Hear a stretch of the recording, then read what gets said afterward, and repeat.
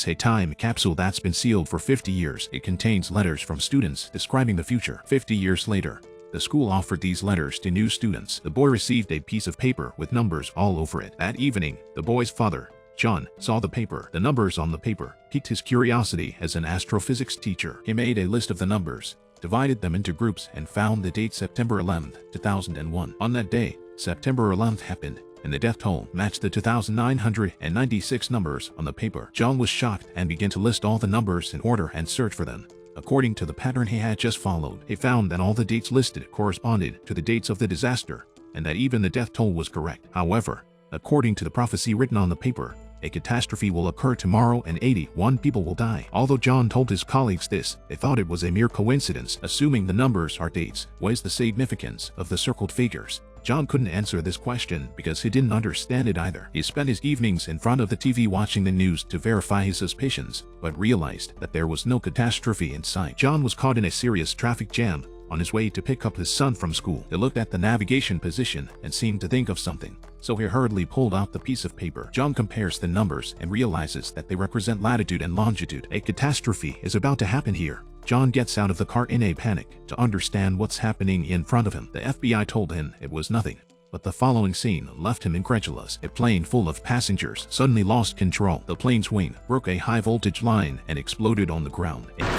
In an instant, the scene was transformed into hell. The time and place of the crash, as well as the number of deaths, correspond to the numbers written down by a little girl. The numbers on the note predict that the next disaster is only days away. To avert the catastrophe, John tracks down the girl's teacher. The teacher tells him that the girl died years ago. John searches for and finds the prophetess' daughter, Diana. But when Diana hears her mother's name, she panics and leaves with her daughter. John called the police because he had no clues, but the police don't believe in predicting the future. John has no choice but to follow the coordinates and try to stop the catastrophe alone. He soon spots a suspicious passerby in a subway station, but when John catches up with him, he discovers that the passerby is nothing more than a pirate record dealer. Then disaster strikes. An out-of-control subway suddenly derails and hurtles towards the crowded platform.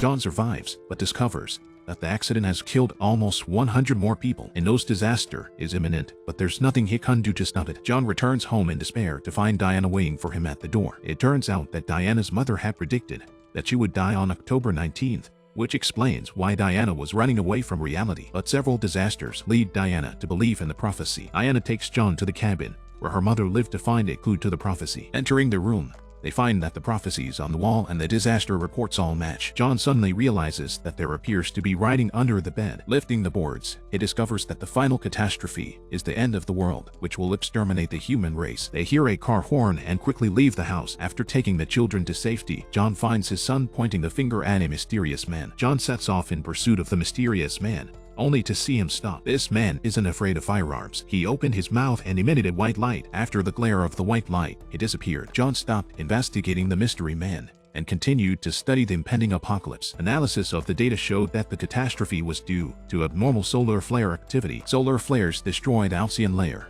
and the heat incinerates all living things. This is equivalent to the simultaneous explosion of several hydrogen bombs. The prophetic girl's teacher also said there was a number engraved on the school's wooden door. So John went to the school, found the door, scraped off the paint, and saw the numbers. These were the coordinates of the prophetess' cabin. When John finished his investigation, he realized that Diana had disappeared. Diana has fled with her two children and believes she can't prevent the end of the world. She wants to hide in a cave with her children before the end comes. But when Diana is filling up with petrol, the mysterious man takes the children away in his car. Diana rushes after him into his car and is killed instantly by a truck. The time of death was exactly what Diana's mother had predicted. John heard the news and immediately followed the coordinates of the cabin to search for the two children. But the mystery man said nothing. Just then, the boy came running with a rabbit in his arms, and Diana's daughter was safe and sound. It turns out that the mysterious people are aliens who know that humans can't stop this disaster. The aliens have chosen to save the last spark for the human race in order to save it from extinction. The boy held his father's hand and tried to board the ship together,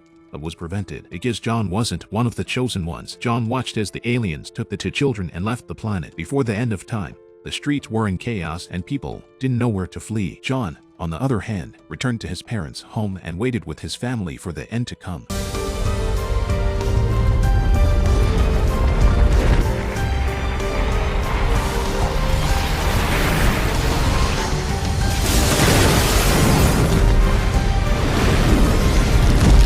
All life on Earth was extinguished, and on another distant planet, the children are having fun. Human civilization will continue here too.